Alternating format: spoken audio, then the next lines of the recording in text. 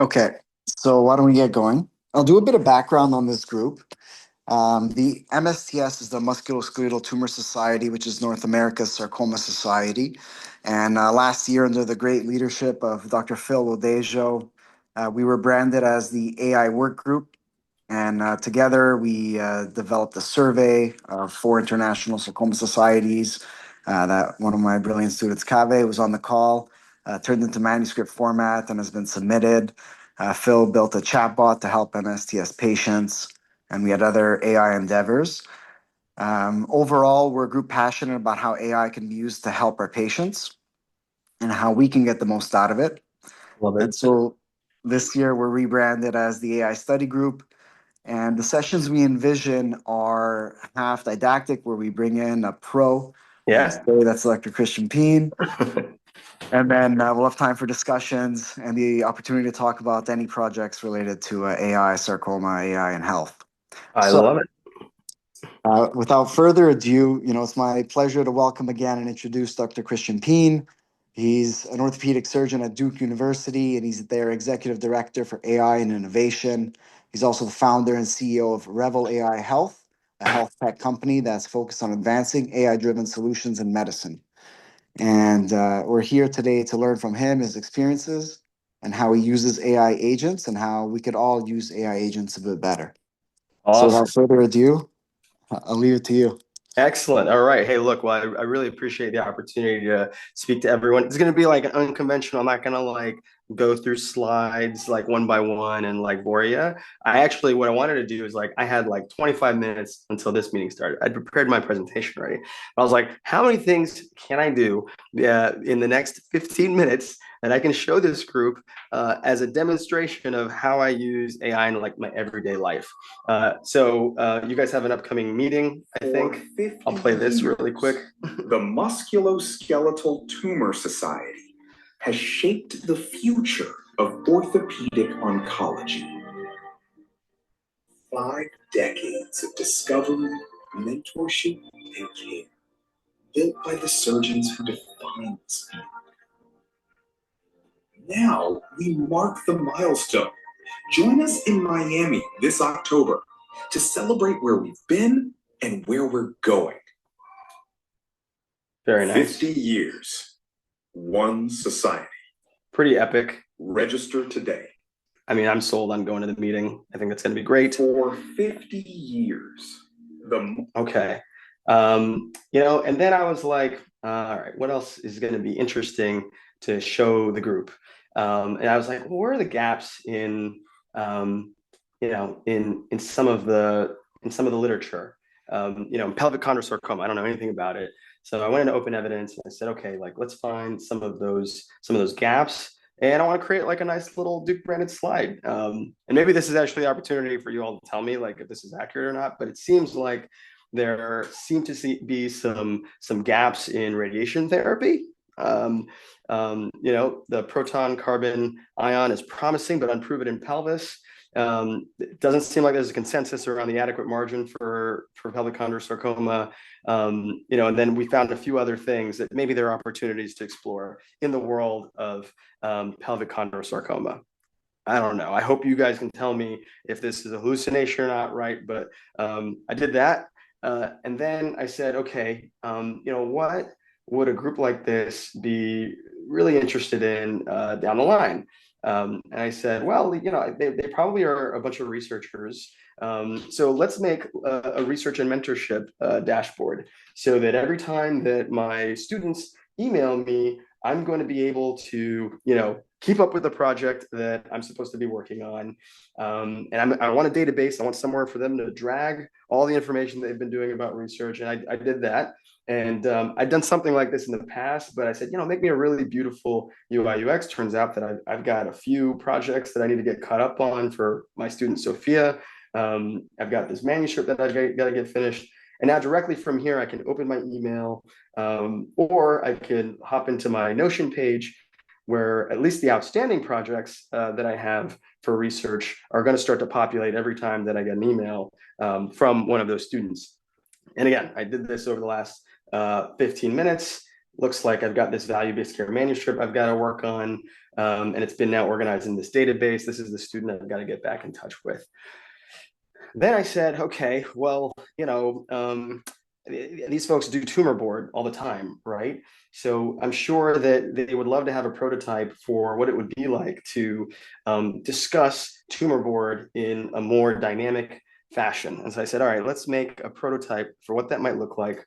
And before I jump into like a couple of slides, I don't know, like, I'd love some feedback. Like, does this look remotely intuitive? Maybe Dr. Bozo? Yeah. So are you saying you created all this with ChatGPT or another type of agent in the last Claude. 15 minutes? The last 15 minutes. So It's bonkers. Yeah, it's impressive. Yeah, is it though? I don't know. So my goal is to show you guys that it's not that impressive. That Hey. I just did it with talking to the tools and like a cursory, not even domain expertise in tumor surgery, but like a knowledge of the audience I was going to be presenting to. And it sounds like your group has already, I think, like taken the bull by the horn, so to speak, and is creating chat bots and more. So I think that the point here is like all these things, the video, I actually like got all wear whoop, and I asked for Claude to create for me a map of how my heart rate variability has been, and to see what my sleep has been like. Pretty reasonable. Okay. And I did all this in the last 20 minutes with, I think, like two things, like a little bit of domain expertise and then context. And my hope was, over the span of the next 20 minutes or so, to just kind of talk through what I think it means to be an agentic surgeon, and like what AI is doing today. And then we can go back to some of those artifacts that I made, some of those things, and like just walk through how easy I think it is to, at the very least, create prototypes around this, while also acknowledging, some of the shortcomings of AI, right? So I'll jump into this now. First off, we've got about 20 folks on the call, and we'll do the hand raising thing. How many folks are using some form of AI in their everyday life now, whether it's ChatGPT or a Bridge? I don't want to name a vendor, right? But it's an ambient scribe or something along those lines. I see a few hands. Others are doing this in between seeing patients, which I totally understand, or putting their kids to bed. Great. So Carrie, what are the AI tools that? Sorry, it looks like I blanked out for a little bit. Carrie, what are the AI tools that you're using day to day right now? I'm using ChatGPT Okay. to, sometimes just pull data into a spreadsheet for me. Kind of very basic. That's great, though. That's where we start. Dr. Wadadro? I use a lot of Claude Cowork to organize data, fill spreadsheets. I do a ton of vibe coding, probably more than I should do for my health. And then open evidence, and then ambient AI. Love it. Awesome. Yeah. So I think that one, I always say when I give one of these presentations that, just like Jensen Huang from NVIDIA said, the new coding language is the human language. At the very least, for creating prototypes and collaborating with people that can plug in the backend and the security, et cetera. So with those like short demos, we'll circle back at the end of my little presentation here, and maybe during as well, to do some other demos that might be helpful to folks. And then I'd love to just have a discussion with you all and just hear from you, kind of like what it is that you all feel like AI could be used for to, as you said, help patients and make an impact for clinicians. I'm going to use Granola, if that's okay with everybody, in order to record the meeting. And maybe at the end, I can show what I use that for too as well. So I think the reality is that right now, all of our patients are already using artificial intelligence. It's not that there's a horizon in front of us of consumer health AI maybe starting to make an impact. Like, that wave is here. And patients really are probably adopting AI faster than we are in many ways. And I think that the reason for that is twofold. One, the user interface has just become so natural, right? We've never had something that we can just speak to and receive what seems like a human response that's full of information. And then I think the second reason, so we have a general purpose technology that has penetrated society writ large with the ChatGPT moment and now other tools. And it's very easy to use. That's number one. I think two is that we as a healthcare system and maybe as a profession too, I don't know, we have just not answered the call for the pent up demand to deliver clinical care, right? And because of that, and because of our inertia as an industry, patients are going around us or through us instead of walking the path with us. Amazon, Google Health, OpenAI, all of these companies now are saying, hey, we are ready to be the front door to clinical care. And I'm seeing increasingly patients come into my office. They used to come in with, right, like the stack of papers from printouts of Dr. Google, and now it's stacks of papers and printouts of what ChatGPT told them it means that they have a non-union or that they're going to get surgery for their tibial plateau fracture. And I actually think that's okay. I think that what I've tried to do is welcome that from patients and actually show them how I use AI as well. But what I would say is, I think there's a lot of fear about economic displacement, and some of it is very rational. In medicine, I'm not really sure that AI is going to replace us, but I do think that if we're the last to learn it, we may start to find the job that we do a lot different than what we're used to, and it will be a lot different than what we're used to without us having any say for how it's changed. 1 in 3 physicians now are using some form of an ambient scribe.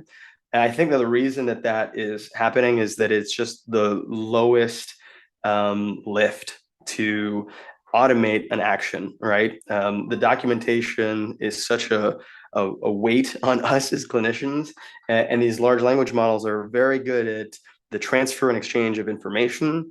And that's a lot of what we have found to get in the way of the clinical care that we deliver. Depending on what study you look at, and honestly, this data is mixed, it seems to help a lot in reducing documentation. I certainly started using an ambient scribe, and I used to be one of the folks who, got the email that that I'd passed the 5 business days before my notes getting written. No longer. My notes are done before I leave the office, and now I'm working on trying to get my op notes automated. That's been a little bit harder. They get written, but then the coders come back and tell me that I got to add diagnoses. So that's the next thing that I'm working on. And Open Evidence, the tool that I just showed a little bit ago, is now one of the most widely used clinical AI tools really in the history of modern medicine. So I think that part of the goal for me over the next 20 minutes, and I think that this is a group that is starting to think about this as well, is transitioning from thinking about AI as an answer engine or a search engine instead to an agentic tool, or really like a context machine, if you will, for your life. So what I was going to do is, be really practical. Like, I think that I started off with, maybe waxing philosophic about what the direction of healthcare is. And, I do think that being in this space, both on the entrepreneurship side and in the health system, in a leadership position to think about this technology, that there are definitely some disintermediation risks. But rather than, putting up a bunch of slides about the efficacy of tool A versus tool B, I was just going to go through the tools, how I use them, a few practical demos, and then here and there, open it up for discussion, if you will. How many folks use an ambient scribe of some sort in their practice? I know that okay, perfect. I only see like a couple hands. Let's see here. Maybe a few hands. Okay, good. So, I think that what I would say is the ambient scribe is not for everyone. And the deeper it's integrated, honestly, the more useful it is. But I think that part of the reason that a lot of people don't get value out of the ambient scribe is that they're just not using it right. One thing that I say about large language models and clinical AI tools is they're only as good as the context that you give them. One thing that I've seen a lot of clinicians do is go into the room, have a conversation, maybe mumble some of the physical exam, leave the room, and then expect the note to magically have the assessment and plan beautiful, to not have missed any aspects of the physical exam. And I think that that's just foolhardy, because these tools feel like magic, but they're not, right? They rely on the context. So just some of my practical tips as you're starting to use this technology, and I think like in the clinical context, Scribe ends up being just a very low-hanging fruit, is familiarize yourself with some of the custom templates that are available in literally every single one of these tools, including all of the big players, Ambience Healthcare, Abridge, Heidi. All of them have a section where if you spend a little bit of time the way you did to set up your macros and your smart phrases, you can include some language that you use frequently, what a normal exam looks like, maybe different words that are very commonly utilized in your encounter, and put them in there. This is probably higher yield than even the custom template. It's a workflow thing, but every time that I use my ambient scribe, I actually give a little spiel before I go into the room.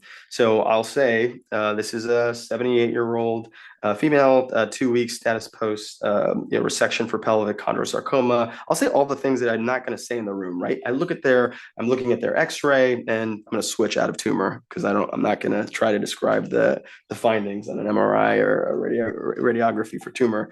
It's a patient with a type 2, a Schatzker 2 tibial plateau fracture, status post fixation. I see good consolidation around the proximal aspect of the tibia, no evidence of hardware failure. I personally reviewed these images. I'm going to go in and talk to this patient today about advancing her weight bearing to be weight bearing as tolerated. We're going to end up prescribing some acetaminophen, and I'll see what else she wants.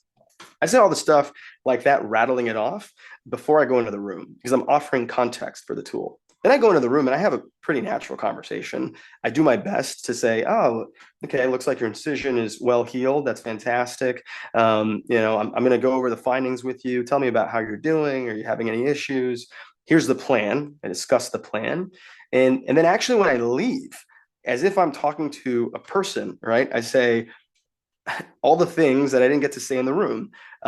Just in terms of physical exam, I want to note that patient had range of motion 5 degrees short of full extension. They got to flexion of 125 degrees. Their sensation was intact at light touch, and SS, SP, DPT, tibial, dorsalis pedis pulse was great. Oh, by the way, the review of systems was totally normal. Make sure that you put that in the note. For the assessment and plan, we're going to see her again in 6 weeks. I do that. And that will get you a much better outcome for your ambient scribe note than just relying on the context in the room of a half muffled conversation. And you can see that that's kind of what I do. I was going to do like a fully live demo. And maybe if there's time at the end, the only one I have access to on my computer is going to be like my Revel AI scribe. But I kind of wanted to avoid that conflict. But if there's time and people are interested, and we can do a fake exam or something like that. But I'm not sure if anything beyond just like trying that set of workflow differences is going to actually help you next time you use this. So, again, don't treat it necessarily like a dictaphone, but also don't be afraid to treat it like a dictaphone. And I think that that's okay to do from an ambient scribe perspective. The other thing here is that I think that the other thing that I do is I'm using AI tools for both productivity and clinical care is understanding and recognizing that compressing the cycle of iteration is one of the most valuable things you can do. So I do dictate rather than type whenever I prompt. And what we can do maybe is, I'm gonna come out of this for a second. And if I go back to where we were in Claude Cowork, we had this tumor board here. Now let's say that, let's see, Dr. Brazo, remind me, which institution are you at right now? McGill University. McGill. I actually need this tumor board to be branded for McGill University's colors. And I don't like the way that the small boxes are displayed right now. I need something that's a little bit more instructive. In the follow-up, can you just populate it with some fake data for now so that I can just see what the UI UX would be like? So I hit function and spacebar on my keyboard, and that's just way faster than it would have been if I typed. And I think the great thing about this is if I want to, while this is going, I can go somewhere else and do something completely different. And at the very beginning of this, I showed you guys a slide here, right? This image. This is another thing that I think artificial intelligence can really be utilized for, is multimodal communication of concepts, right? Like, yes, I could go and I could have typed and dragged on a PowerPoint, all this. What I did instead was I came into open evidence. I hit function spacebar. I said, where is the weakest evidence or most conflicting in the local control of pelvic chondrosarcoma? What questions remain unanswered? I took all of this information and I used it as context, copy pasted it into Claude, and said, my prompt was create a Duke branded slide visual prompt for this academic. Impressive. That's just the words that I was using to describe it. And then I pasted that context here. And what the output was from here is actually just a very long description of an image, a description that I would never come up with on my own, right? But I used the tool and the context in order to do that. I took this, I copy pasted it, and then I put it into ChatGPT actually, because it makes the best images. It's actually all I use ChatGPT for now is image creation. I pasted it here and it made this image for me. Going back to the tumor board coordination tool, this is still cooking, right? But if I wanted, what's really nice is that I can start an entirely new task here on something completely different. You guys saw the video that I created. The way that I created that video actually is that I took a screenshot of the upcoming meeting, okay? And I said, I've got to create a description of a video for this. And kind of went back and forth, like I've got a few, kind of canned skills here. And I said, all right, like it's got to be about 30 seconds long, describe it for me. I took this description, I didn't write it myself, right? I'm using the tools to compress the cycle of iteration. I went to a different tool and I just said, make me a video here and include the voiceover. I said, looks great, go ahead, get cooking, right? And then it made the whole video for me again, like in the 15 minutes before I started here. So it's like, what's the practical application of this? I mean, there's so many things, right? You want to make a patient education video, take a script, right? Take your branding and string these things together. And instead of paying $12,000 to a marketing company to do this for you, you did this, right? And you just iterated so quickly because you had the context, the domain expertise, and you were, willing to learn how to daisy chain the tools a little bit. Okay. So going back to our presentation and speaking about like the ambient notes, depending on the tool you're using, actually some of these tools can go to the next level. If we're talking about being agentic, I think the surface area of conversation is the input that you can use for a variety of other outputs, right? Like within that conversation with the patient, it's rich with data. And all you need in order to extract from that input the information that's going to make your life easier, that's going to more accurately recommend or more accurately represent the clinical comorbidities of the patient, is the tool that has access to the information to retrieve to apply to that input. And I can show this in a demo later, but actually this is where I think things are going and where they are in some places. You use the conversation as the downstream input for a different output. And you kind of saw how I did that with non-clinical tasks now, right? We took a transcript or we took a description from one tool to another. Where we're moving, I think, is being able to take the conversation and then have a draft that preempts the prior authorization appeal, taking the information from the conversation, cross-referencing that to the patient's entire clinical record and surfacing other care gaps, and not asking us as the surgeon to necessarily have to manually call people or to act on those care gaps, but routing them to the person who can take care of those things for patients. Generating a patient-facing summary at a readable level. You might have noticed that some of our ambient scribes already do that. It's kind of part of the output. But if it doesn't, you can take that conversation and you can do the same with that output.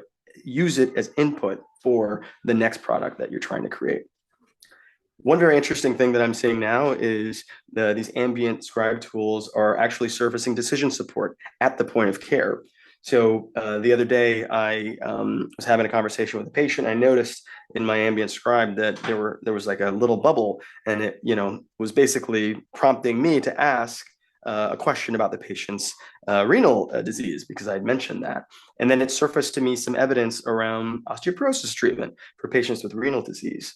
And I think that that's the kind of way that we all need to start to think about these tools beyond the sort of question and answer or search engine piece. Okay. I thought that I would talk really quickly about open evidence. And again, I apologize for any branding. I have no affiliation actually with them as a company, but it's just the very prominent kind of medical answering tool that I know. So, I think that we have thought of a lot of these tools as great search engines. There's actually a lot more that you can do with open evidence. Let's say that we want to find, we have a patient and we want to find clinical trials for that patient. I'm looking for clinical trials for a patient who has a history of pelvic chondrosarcoma. Can you find for me and show me relevant trials throughout the country? Another thing that I'll do, honestly, is I'll just open up another tab. This is a way of kind of going around just a single Q&A, because I like to do multiple things at once. And then I might come in here and ask a completely different question, right? I've got to prepare a study guide for a patient. I need to create a study guide for a student who has just joined my lab, and I need them to learn everything they can about Ewing sarcoma. Please draft a great beginner's guide here. And then into one tab, I'll have that task running. In this tab, I don't know how many of you knew you could do this, but because it's a retrieval-based underlying large language model, what Open Evidence has done now is they have populated this with a ton of clinical research data. And whether you want to participate in one of these studies because you have a budding interest, or because you have a patient who maybe could fit some of the criteria for these clinical trials, you can use this tool now to do that as well. One thing that I'll do also is I'll use Open Evidence, because it's grounded in a lot of this research, as kind of a thought partner for how I'm thinking about submitting abstracts for the next meeting. So one thing I've done is I've taken the OTA PDF of all of the abstracts that were accepted in last year's conference. And then I've taken it into Claude and said, what are the areas of interest that appeared to peak at the last year's meeting? And what kind of ideas could I think of for next year? And I'll take the output from Claude and I'll bring it into Open Evidence. I'll say, find all of the studies in this area so that I can think of something of my interest in order to further my own research interests. So again, just practical examples of how you might use these tools. Here we asked for a study guide of a student, right, for Ewing sarcoma. You all would know better than me if this is good, but I feel like I'm learning a little bit going through this. And I think that the idea of going from creative use cases to being truly agentic really just means taking those outputs or those tasks that happen for you over and over again, and then automating them. And I'm going to talk about how I do that. But first, here are just a few other examples, right, of how you might use some of these tools. I've definitely used these tools to, for example, try to help with clinical protocol agreement. So, for a long time, we've gone back and forth. Should we have Foley's for hip fracture patients? Is it reasonable to use aspirin as DVT prophylaxis? And I just use this as a tool in order to have an informed debate around these different topics.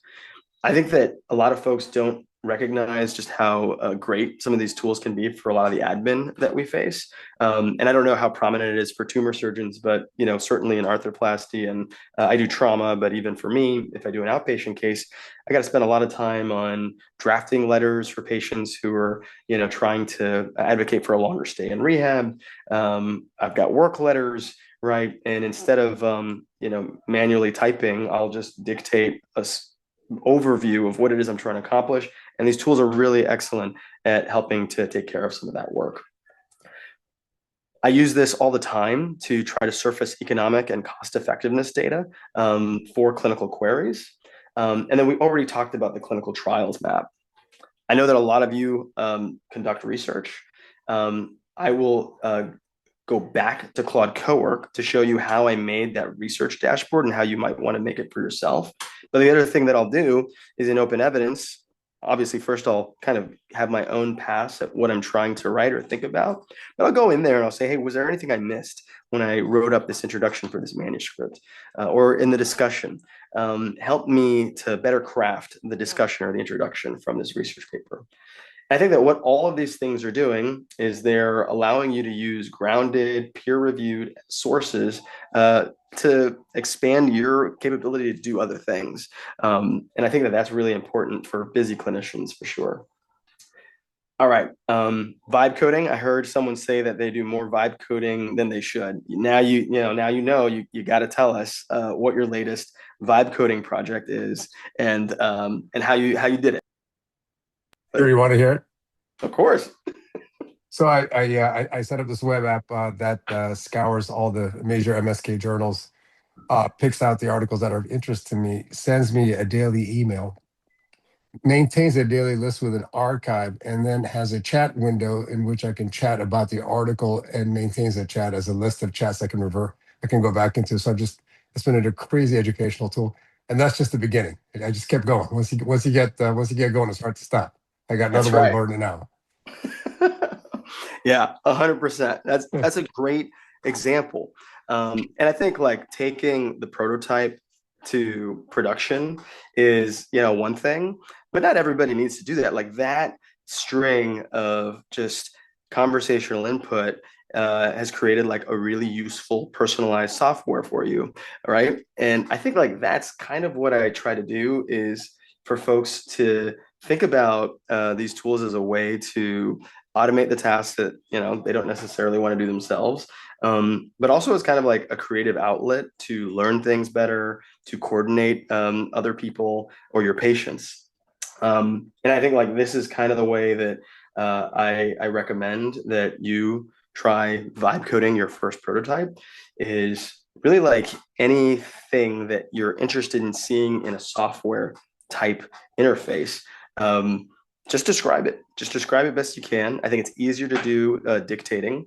There's probably some intractable problem at your organization, right? Whether it's scheduling a call or creating a research recruitment tool, right? I heard that somebody made a chat bot for their patients. I think all those use cases are only possible from people like the ones in this room who have the domain expertise and the lived experience that you just need to take from thought to paper, or in this case, thought to code, right? And then iterate. And I think that can be really, really helpful. And then you iterate over and over again until you find the thing that you want.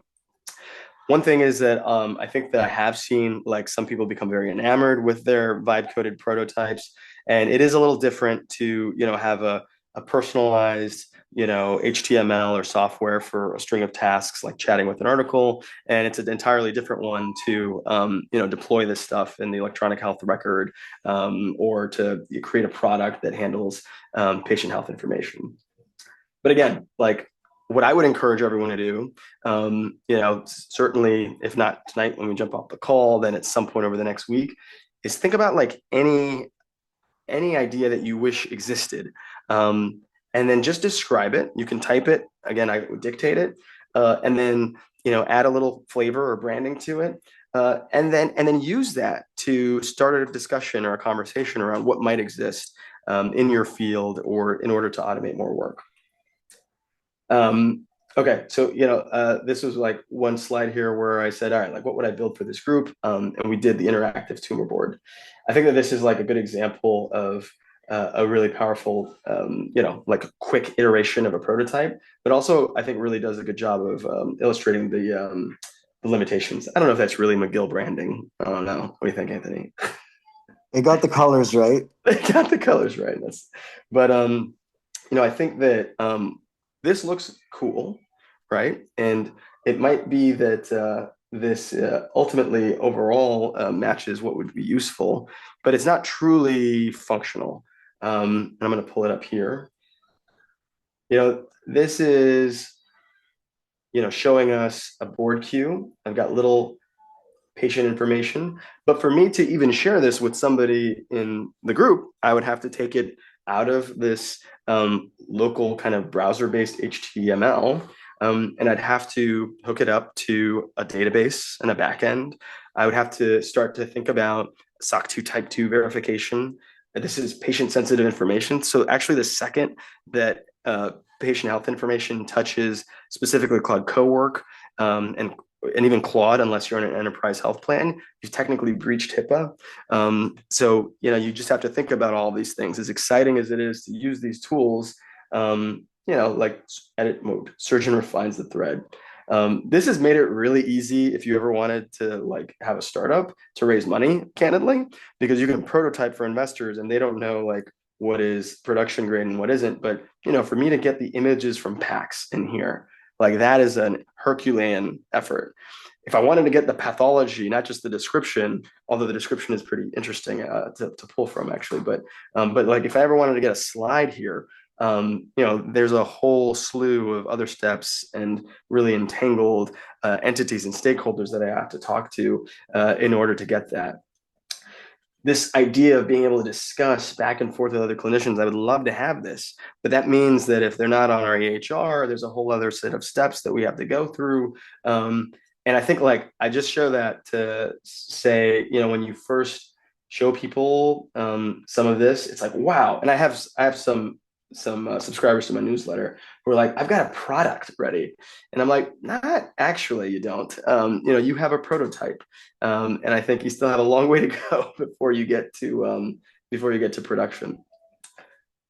This was one of the images that I just pulled into my PowerPoint. I'm going to go back to the PowerPoint here, which by the way also was generated by Claude. And just in the last couple of slides here, before I open it up to questions, and hopefully this is useful, I want to talk about what I foresee from all of these really cool use cases being the future, right? What would it actually look like to use these tools to move patient care forward? I think that what we really want is for these tools to not be constrained to, our home desktop. We want them to be able to pull from Outlook or from Epic or from Cerner, right? And to have a conversational interface to coordinate care. We want to be able to pull from the health information exchange all the charts from all the different places that the patient was seen. And we want that context in the conversation that we have with the patient, the ambient encounter. And we want to look at the patient in the eyes when we do it. And we don't want to worry about the note that's going to be pulled or that we were, erroneous about the billing. All that gets pulled and pushed in. And then I think that the other side of this, what we started with was this idea of the patient being able to have access to their health information in a way that doesn't freak them out, right? But that guides them as they're getting that care, maybe at a 5th grade reading level, 6th grade reading level, or maybe even because these tools have longitudinal memory of the patient, fine-tuned to their health literacy level. Maybe this is, one of the ways that we can finally coordinate that care between visits and outside the 4 walls of the hospital. This has certainly happened to me, even at a big academic medical center. I think we all have that mental list and maybe even an epic work list of the patients that you just got to keep a little bit of a closer eye on. And at some point, that fracture-related infection, you find out never started their antibiotics or got their PICC line, and nobody nudged or called them or told you about what the next steps were, right? You needed to get that scan done for that patient, but it turns out they moved to Virginia, and you drafted that message to that clinician, but it bounced back in Epic, and nobody ever told you, what happened. And I think the goal is for us to use the context surface throughout clinical care and apply AI agents so that one day you're not just conversing with your patient, but with your population. And this is the kind of thing that I spend my time as an entrepreneur doing. I really believe that we're at a unique time and place where these really cool tools that help us iterate in our productivity and our conversations with one another can be applied to deliver care at scale that we would never be able to do on our own. And I think like that is really kind of the dream, if you will, of how you would use clinical AI to not just make our lives a little bit better, but to reach patients that we know we want to, but just don't have the capacity to right now. All right. Every time I do one of these, people ask me these two things. I can't get it to pull from my Outlook. What good is this if it doesn't reach into my EHR? And I'm sorry, but the reality is that, yeah, I mean, we're just not there yet. Copilot is trying, and I actually have a completely separate presentation that I give to like, for people to see what Copilot is capable of so that you can compliantly use like the baby version of all these tools to make your life a little bit better. But the truth is, like, there are limitations and constraints, right? Whether it's Anthropic's tool or GPT, we all have to be mindful of what's called shadow AI. But I think that like one thing that I've done, and maybe, in particular, the people in this group, right? You guys are all the techie surgeon at your respective institutions. That's the sense I get from you being part of the AI study group. As you use these tools and you think about the impact and the scale they can make, then you can advocate for those tools to be adopted at your institution. And I do think that, being on the side of the conversation with health system leadership, there's a unique time where health systems and hospitals feel the fear of that first slide of the conversational AI front door disintermediating them. And they're looking and interested in physician leaders who, don't just complain about how tech could be better, but come to the table with solutions. And I think that is something that everybody in this group can do to advocate for themselves, for their patients. And I think it can make a big difference. You have to think about compliance. I have here BAA and compliance is the wall. There's a whole lot more to that. There's like stakeholder interests. There's the incumbent system of record who, candidly, like doesn't necessarily want you to use anything else but what they have, and they have their reasons for that. And then I think like the last thing is, I start the discussion and I want to end the discussion by saying you don't have to be remotely technical. I never used JSON. I never learned C++ or anything. But, I think, so I want you to feel empowered. And this says don't build it alone, but start off by building it alone because you're capable of it. And then when you hit that wall, partner with people who have done it. There's like a growing community of clinicians who code. And when I say clinicians who code, I just mean clinicians who vibe code. And they know engineers and I do too, folks who can help you take your idea from prototype and vibe coded idea to either intrapreneurship and something that you work with your internal IT staff to bring to fruition, or if you want to actually build something that gets deployed in a clinical setting, or that helps with productivity and gets commercialized. I think we need more of that too. And that's maybe my personal bias as someone who's taken the leap and, has gone down the path of raising venture capital for a company, et cetera. But I always tell this one anecdote. I started the bone health post-fracture clinic at Duke. Great, accomplishment. People were very happy.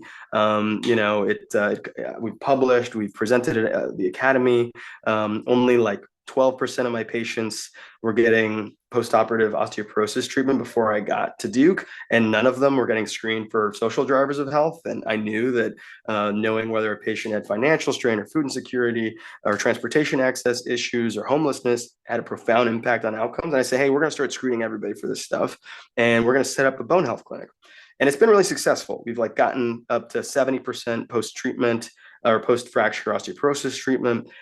We've screened 80% of our patients for social drivers. It turns out 12% of them have food insecurity, people you'd never think of as having these things impacting them. And now we're moving towards, linking those patients with resources. Sounds like a great program.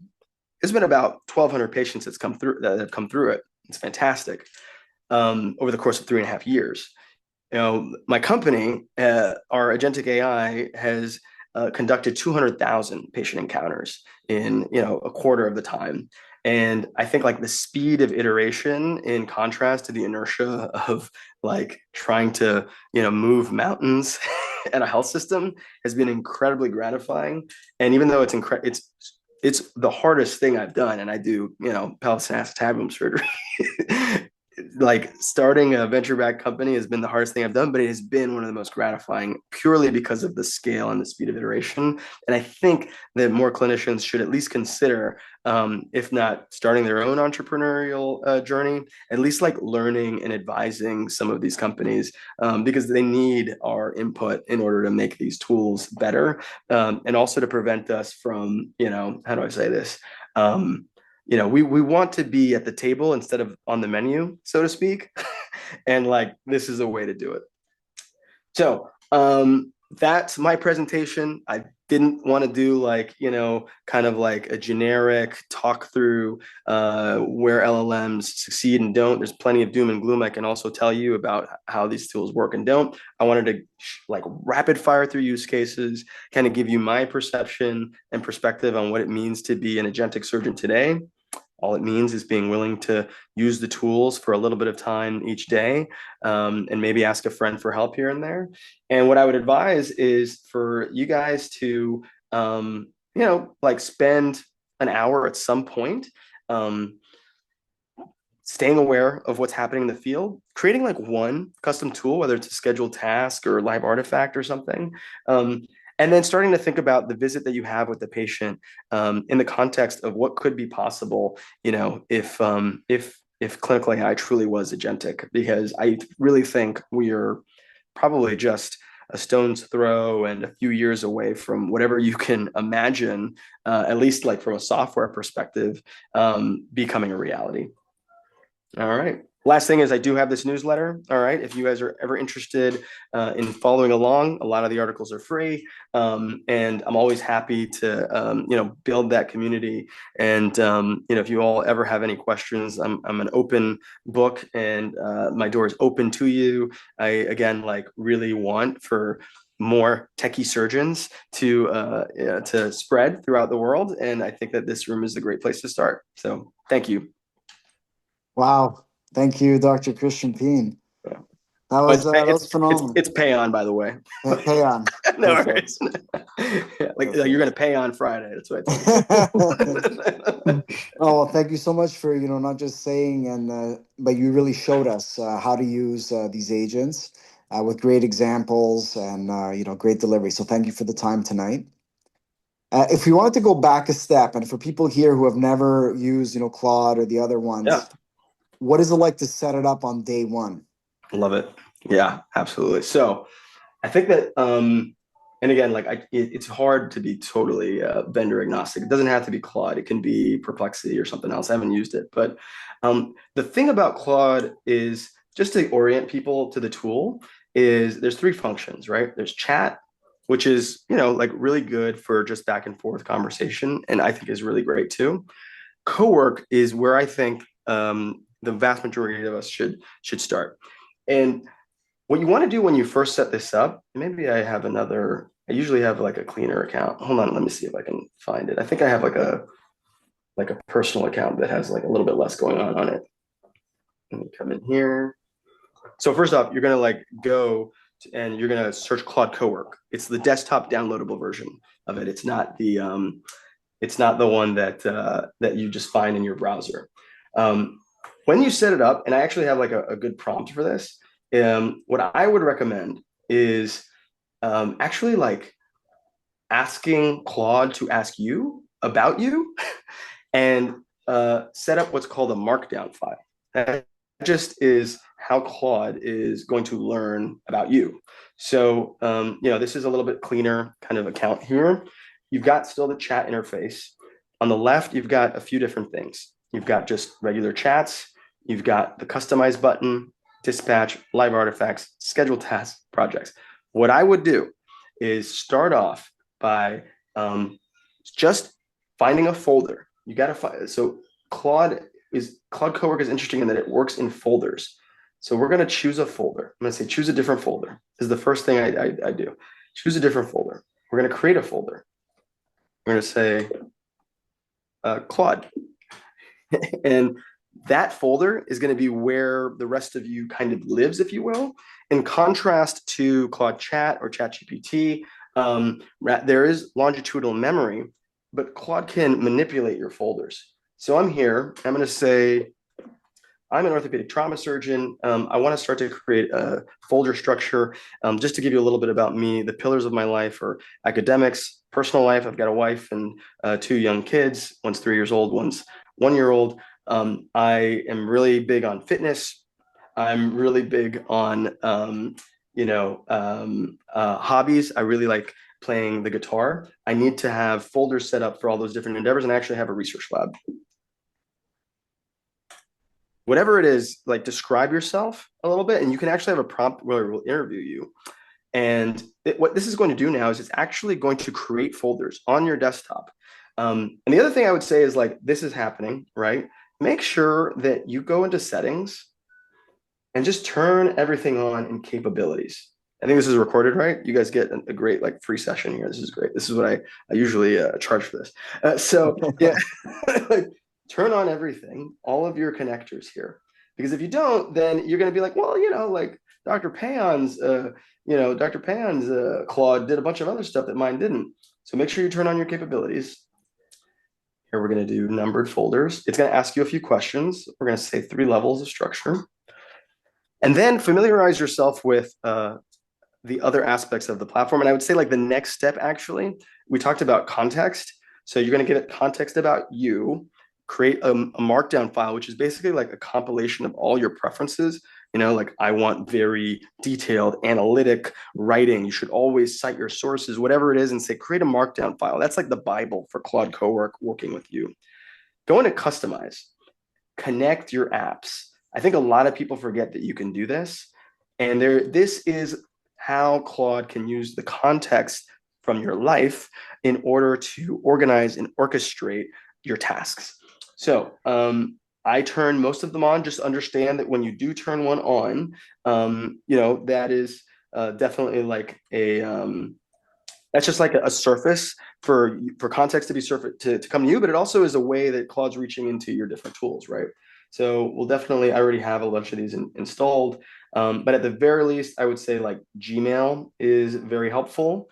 And for some reason it's not coming up, but I would do Gmail. I would do Notion. If you have Notion, I would do whatever your meeting app is. So my meeting app is Granola,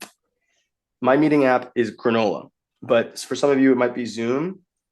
Whatever your meetings application of choice is, I would connect it. And the reason I would do that is because a lot of our life is the transfer and exchange of information. Once you have those connectors, so here we go. Now I've got folders. Okay, I created 7 pillars here. And now if I want to go back into Claude, the folder, I'm going to start to populate that folder with all the information about my life. I got to find it here. Let's go. Let's see here. Surface the folder.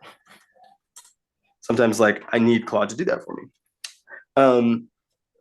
Once you have the connector set up of your meetings apps, because, like, our conversations are the context for a lot of what we do, your Gmail, then what I would do is start to examine scheduled tasks. So, one great scheduled task that everybody loves is email triage. It won't be able to do an Outlook. I'm sorry. But what I have actually honestly done is started to, here we go. So it brought up it's actually doing computer use right now. And it's actually, like, looking to try to pull my folder for me. And here it is. So it organized, these are the folders. Okay. And now, like, these are all empty. But now that I have these pillars, I would start to chat with it, right? Okay, that's good. You can stop.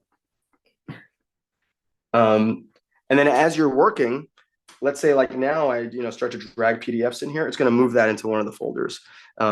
So that's what I would do to start, is get the connectors, set up your pillars of your life, if you will, and then pick at least one scheduled task. And there's numerous scheduled tasks. Here's a very easy one. This is a daily briefing. This goes into my connected applications of my Gmail, of my Granola, which is my meetings application. And at the beginning of every day, it will tell me the meetings that I have ahead of me it will look at my Gmail and talk about the emails that I need to get back to folks on or triage them. And then I end up using it in order to, like just better organize my life. And it's like the lowest, I think, lowest hanging fruit for you. That's all I would do to start. And then if you're interested in more, I do have a totally free video on live artifacts where you can pull context from something else and you can have it waiting for you in Claude Cowork. Amazing. Thank you so much.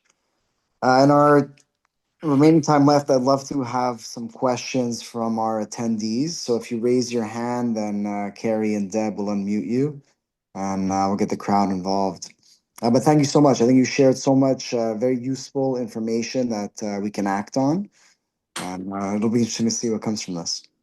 Yeah, absolutely. And again, I'm happy anytime to chat. And I love doing this kind of thing. So I appreciate the invitation, honestly, too.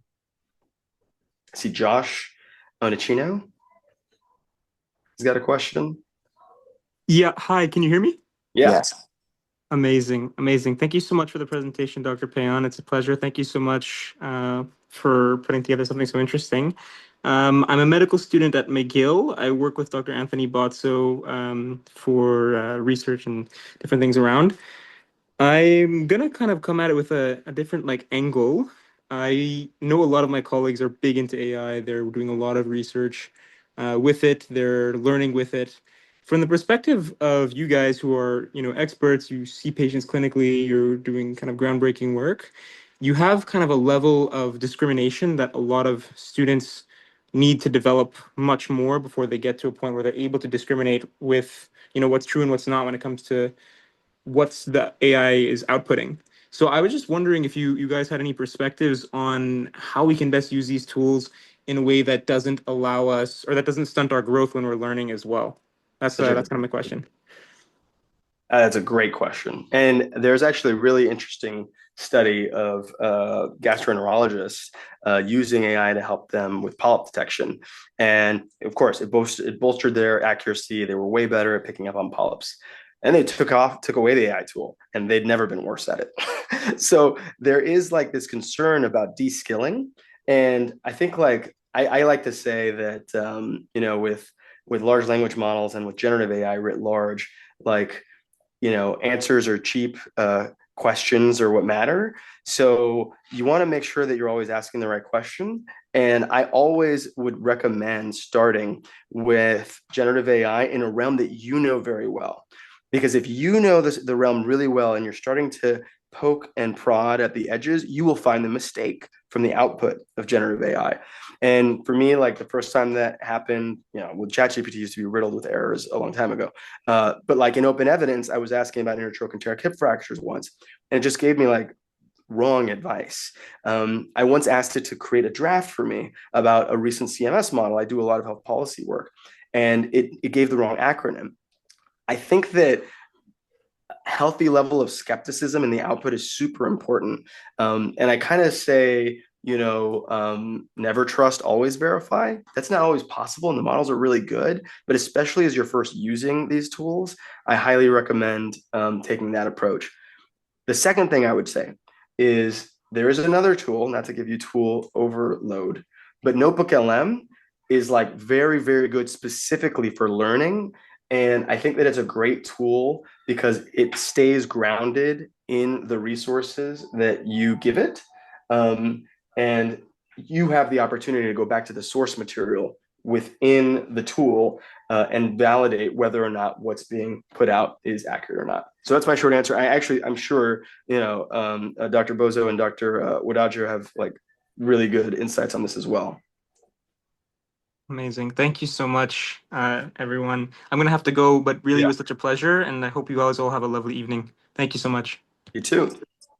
Thanks, Josh. And I see Joseph with his hand up next. Thank you so much for the talk. Great talk. My name is Joe. I'm also a student, medical student working we talked about. So in AI, I had a question to you about the implementation of AI in actual surgical practice.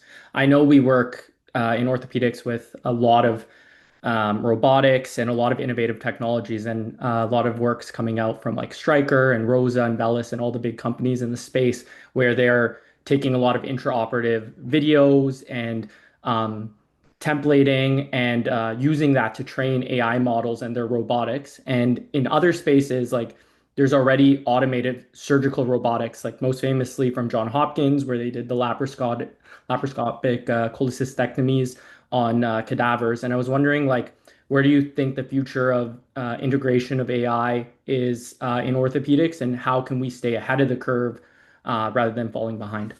It's a great question. I have like a little thing that I say that, if you're a real, like nihilist, that humans only do really two things, like they transfer and exchange information and they manipulate and mold matter. And like AI is already better at the former and it's going to get better at the latter soon too.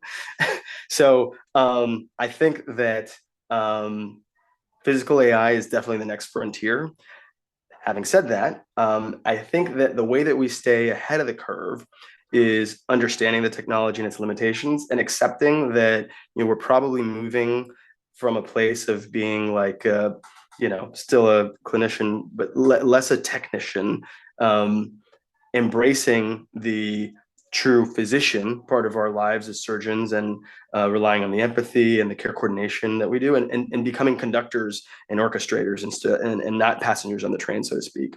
I think that I'm not sure that robotics is ever, or at least in the next 2 decades, going to get to a place where, especially in tumor surgery, like it's going to be able to truly manipulate and mold the patient and the tumor in a way that that society is ready to accept the medical legal liability for. But I do think that what we need to be prepared for is just imagining a future where the technical skills are not as important as the decision making and the orchestration skills. Maybe that's like a fuzzy answer, but I do think that the time is coming where AI will, really move into the physical world beyond the software world for sure. Thank you so much. I really appreciate that.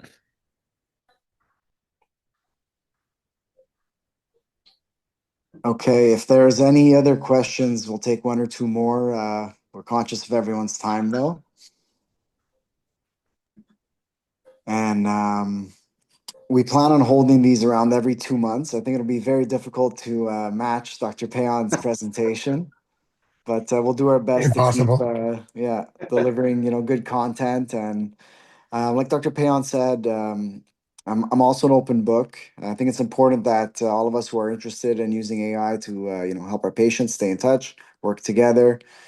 So if anyone's interested in particular topics for the next session, feel free to reach out to me, anthony.botso@mcgill.ca, and we'll incorporate the suggestions. I don't see any questions right now, but thank you to everyone. I like to Yeah. make a small plug for Christian's blog. Thank you, Surgeon. Christian's on a tear. I mean, you guys should just at least watch and observe and marvel.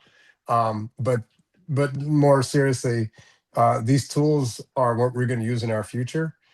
If you don't know how to use the tools, somebody who does know how to use the tools will take your place. So don't get caught behind. Read Christian. Appreciate you very much. Absolutely. Yeah, I'm always happy to, yeah, please do subscribe if you're a student, I have like trainee discounts and trials for sure. A lot of it is free. And yeah, I agree. Like you're not going to get replaced by AI, but you just don't want to get replaced by someone who knows how to use AI better than you do.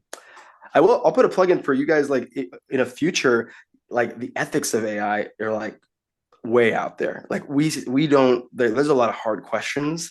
Like, is it ethical to, review the manuscript end to end? Like if the AI is more empathetic than the doctor, like where do we have an obligation maybe to even use the AI if it makes the outcome better? That's a whole other space. It's maybe not as fun as this, but it might be a good one for a future topic for sure.